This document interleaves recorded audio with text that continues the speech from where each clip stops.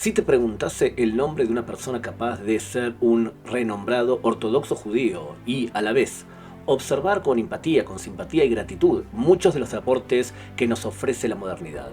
Si te dijese que vivió entre nosotros una persona que estaba convencida que el Mesías iba a llegar si cada judío cumpliese mitzvot, o sea, la ley, pero a la vez que consideraba que los laicos sionistas que llegaban a Israel no eran malos, sino que justamente ellos colaboraban para que se acercase el Redentor de Israel.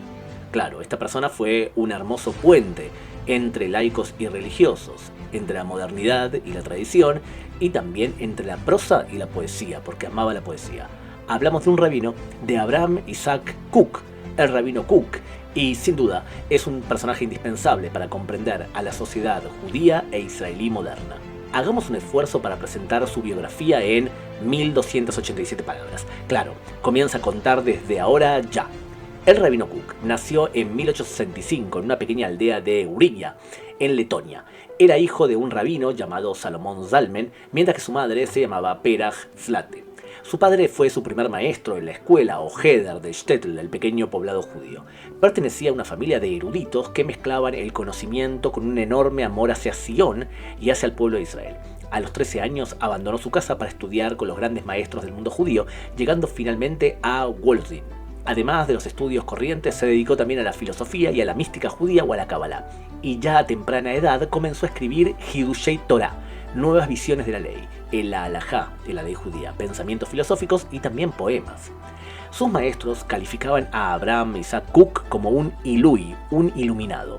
Un elemento destacado de su personalidad era que tenía una capacidad para entender la realidad del sufrimiento del pueblo judío y también sus necesidades. Mientras estudiaba las leyes judías, observaba el resurgimiento nacional, el movimiento sionista Jivat Zion, Amor a Sion, la alía de los primeros pioneros, o Biluim, el comienzo de los asentamientos agrícolas en la tierra de Israel, y todo esto influyó en su forma de ver el mundo. En otras palabras, no se quedó solamente en la yeshiva, en la escuela judía, sino que comenzó a inquietarse por los problemas de la época y su posible solución.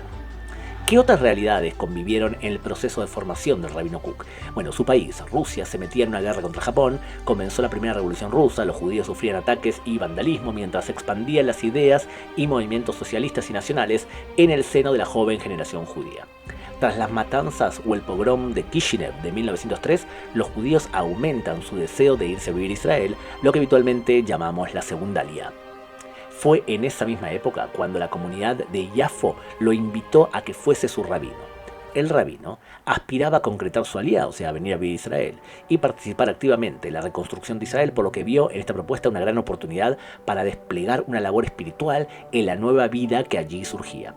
Presta atención a este punto. A diferencia de otros judíos ortodoxos que criticaban a los sionistas laicos por fomentar la idea de un Estado judío sin la llegada del Mesías, el rabino Kook apreciaba lo que estaban haciendo en Israel, pero quería impulsar los contenidos y los valores judíos. Llegó a Yafo en 1904 y dirigió su primer discurso en hebreo. A los socialistas, a los obreros y a los escritores que lo comenzaron a ver como un dirigente espiritual. Se convirtió en un puente entre los nuevos judíos que llegaban a fundar cooperativas y los antiguos pobladores ortodoxos de Israel, lo que llamamos el Yishuv HaYashan, la comunidad vieja, y el Yishuv HaHadash, la nueva. El Rab sostenía que de lo profano surgirá lo santo, y asimismo de la libertad y hasta el libertinaje surgirá el yu amado. Eslabones de oro se unirán y se levantarán también del canto de los laicos, y el arrepentimiento, la tshuvá, resplandeciente saldrá de la literatura superflua. Leamos con atención lo que dijo el rabino Kook, porque está medio confuso. Si ellos son laicos y muchas veces no creen en Dios, pero ellos no están equivocados. Lo que hacen es un paso que se da hasta que llegará la tshuvá, el regreso a la verdad espiritual judía. No hay que abandonarles, hay que abrazarlos con amor. El rabino creía con toda la fuerza de su corazón y de su alma que todos los constructores de la nación judía, los sionistas, llegarán al seno de la verdad, y entonces, con una voz altiva y llena de valentía, dirán a su pueblo y a sí mismos: regresamos a Dios. En el verano de 1914, el rabino partió a Europa para participar en el Congreso Mundial de Agudat Israel, el partido político de los ortodoxos Ashkenazim en la Organización Sionista Mundial. En esos días estalló la Primera Guerra Mundial, por lo que no pudo regresar a Israel. Se refugió entonces en Suiza y luego fue nombrado rabino de la comunidad Mahazikei Adat de Londres. Aceptó el cargo con la condición de ser liberado cuando pudiese regresar a Israel. Lo cierto es que la Primera Guerra Mundial se convirtió en un gran mar de sangre, alcanzó las comunidades judías y causó la muerte de miles de personas. El éxodo de familias enteras también ocurrió y los posteriores decretos antijudíos terminó destruyendo el centro que él conocía en Rusia. La Primera Guerra Mundial aumentó su activismo en pos de un hogar nacional judío. Desde Londres les pedía a sus hermanos judíos que apoyasen a los que construían en Israel y a esto les pedía que aumentasen el estudio de la Torá. Tuvo activa participación para lograr la declaración Balfour y en especial enfrentó a los judíos asimilados de Inglaterra que hostigaban a la idea sionista. El rabino Kook analizaba aquella guerra como un momento histórico del mundo. Creía que se trataba de un quiebre de la cultura europea, pero que de esa ceniza iba a continuar el perfeccionamiento de la humanidad y además la reconstrucción del pueblo judío en Israel. Es posible decir que por aquellos días el rabino Kook no visualizó que la humanidad iba a tener un periodo de mayor destrucción y odio como fue la Segunda Guerra Mundial, que simplemente aniquiló a su paso a 6 millones de judíos. En 1919 regresa a Israel y los rabinos de Jerusalén lo nombran Gran Rabino de la Ciudad Santa. Poco más tarde se funda el Rabinato Superior de Eretz Israel y el rabino Kook es elegido como el primer Gran Rabino Ashkenazí de Israel, siendo acompañado por el rabino Yaakov Meir, que es elegido Rishon LeZion, o sea, Gran Rabino Sfaradí. Todo esto ocurría cuando la tierra de Israel ya estaba en manos de los británicos. Su aceptación del cargo de Gran Rabino, que era un cargo sionista por excelencia, demuestra su conformidad, o sea, su visto bueno, a los principios del sionismo religioso. Desde ese cargo utilizará su prestigio para reforzar la corriente sionista religiosa en el seno del judaísmo ortodoxo, durante el mandato británico de Palestina y en el resto del mundo. En 1924 creó la yeshiva Merkaz Rab Kook. Más allá de su capacidad para darle legitimidad al sionismo dentro de los judíos ortodoxos, el rabino Kook orientó la ideología del sionismo religioso hacia una vertiente mesiánica. Para Kook, la redención del pueblo judío se ha iniciado ya y los sionistas, incluso los ateos, son portadores de parte de esta redención. La reconstrucción de una vida judía nueva y autónoma en Palestina va a permitir y anuncia el retorno de los judíos desde su exilio. Luego de su retorno van a practicar religión y, por último, va a llegar el Mesías. El sionismo es, pues, una herramienta en el proyecto de Dios para que vengan los tiempos mesiánicos. Es muy importante esto.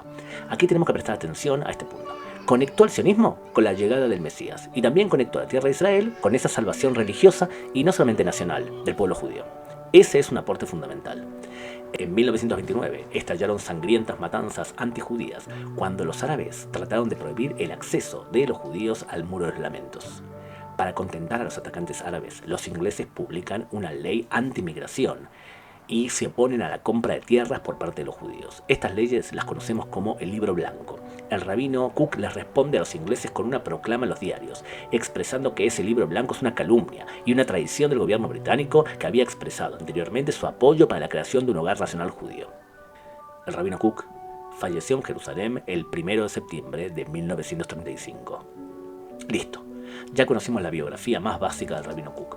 Ahora vamos a entender un poco mejor cómo pensaba. El problema es que conocer su historia es fácil, pero su pensamiento era mucho más complejo. Comencemos diciendo que muchas personas ortodoxas tienen temor ante la modernidad. Es por eso que se llaman Haredim, son temerosos. ¿Pero temerosos de qué? De la modernidad y lo que ello traía aparejado a las comunidades religiosas judías. El rabino Kook aceptaba que un Dios era perfecto, pero que era capaz de crear un mundo imperfecto.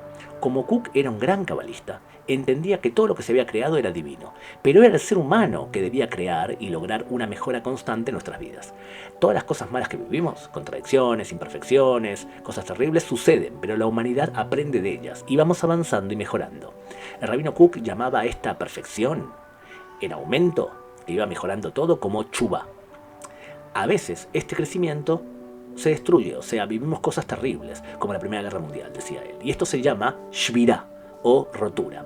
Luego nosotros, como seres humanos, rectificamos y hacemos tikkun. Es por eso que es importante que siempre apreciemos lo que estamos construyendo. Si comprendemos que para el rabino Kook la historia era un sinfín de shvirá, o sea, roturas, y tikkun, rectificamos, pero que vamos avanzando, entonces la modernidad no tiene por qué ser algo malo. Puede ser que uno no crea en Dios, como sucedía con los sionistas socialistas, pero ellos hacían cosas buenas también, y el rabino confiaba que ellos iban a rectificar, o sea, iban a hacer tikkun. Un día iban a decir, ¿saben qué? También Dios existe. Lo mismo ocurre con el sionismo político y cultural. Aunque aparentemente el sionismo actúa como un reemplazo laico de la identidad religiosa judía, también muestra un amor por el pueblo judío que fortalece el cuerpo nacional judío y sienta esas bases para la eventual renovación del judaísmo como religión. Miremos, por ejemplo, lo que escribió para entender todo esto. Redactó un ensayo titulado La Lamentación en Jerusalén, que es un elogio indirecto al líder sionista Teodoro Herzl. Lo escribió pocos meses después de su llegada a Yafo en 1904. Aunque no hace referencia directa a Herzl, o sea, no habla directamente de él, dice que existe una relación entre el Mesías Ben Yosef y el Ben David en la historia judía. Cada Mesías viene a redimir o a salvar un aspecto diferente de la nación judía. Ben Yosef redime el cuerpo y Ben David el alma. Fueron los sionistas laicos de Herzl quienes asumieron la tarea redentora de fortalecer la nación mediante el asentamiento, la construcción de una sociedad que sea independiente, de hecho. Esto es el Mesías Ben Yosef, que salva el cuerpo. Sin embargo, el verdadero destino espiritual de la nación judía no puede lograrse únicamente mediante lo que hacen los laicos. Eventualmente, esa energía se gastará, pensaba el rabino Kook, permitiendo el camino para la redención espiritual provocada por el Mesías Ben David. Lindo, ¿no? El segundo ensayo que quiero citar es El Camino del Renacimiento, publicado en 1909, que de alguna manera lo que hace es tratar con la tensión entre la espiritualidad de las personas y la parte intelectual o mental. Si tú eres muy espiritual pero poco intelectual, dice el rabino, entonces la imaginación se desboca y la humanidad se engaña a sí misma con seductoras ilusiones. En la antigüedad esto condujo a paganismo. La tensión entre el intelecto y el espíritu también existe dentro del pueblo judío a lo largo de su historia, como puede verse, por ejemplo, en el conflicto entre los Hasidim, que acentuaban lo espiritual, y los Mitnagdim, que se centraban en el intelecto. Durante la mayor parte del exilio, el pueblo judío había privilegiado el intelecto. Sin embargo, con el regreso del pueblo judío a su patria, había llegado el momento que la dimensión espiritual se intensificara y la profecía misma regresaría. Un último ensayo importante del rabino Kook es el discurso en la inauguración de la Universidad Hebrea de Jerusalén de 1925. ¿Sabes lo que sorprende de este discurso? Una universidad suele ser un centro laico y el rabino Kook se entusiasmó con la idea de esta gloriosa universidad judía. En el discurso explica que hay dos caminos del espíritu judío. Uno es el camino dirigido hacia el interior, del estudio de la Torá, que se encuentra en una yeshiva, en una escuela religiosa. El segundo camino es el dirigido hacia el exterior, que implica la importación de ideas extranjeras junto con la exportación de ideas judías al resto del mundo. En este floreciente Estado judío van a convivir ambas, dice el rabino Kook. Era su creencia que el papel sagrado que tiene una institución como la Universidad Hebrea requería algo importante. Decía, el nombre del cielo no debe ser profanado ni por los administradores, ni por los instructores, ni por los estudiantes. Especialmente los profesores de estudios judíos deben ser hombres que con toda su capacidad científica sean también íntegros en su creencia, en su fe, en su sentimiento y en el estilo de vida judíos. ¿Qué aprendimos entonces? Aquí tenemos un sensacional rabino que apreciaba las buenas cosas de la vida moderna, pero que pedía llenar nuestras almas no solo con ideas, sino también con valores espirituales. Es un rabino que admira lo que estaban haciendo los sionistas laicos en la tierra de Israel y no los despreciaba. El rabino Kook admiraba a los judíos faradim, pero él era el principal rabino de los judíos europeos, los ashkenazim. El rabino Abraham Isaac Kook fue un puente para el mejor entendimiento entre los judíos y su mundo. Su forma de ver el mundo influyó mucho en la sociedad israelí y en el mundo judío moderno. En este sentido, el rabino Kook es sin dudas un ish lelot tachlif, un hombre indispensable.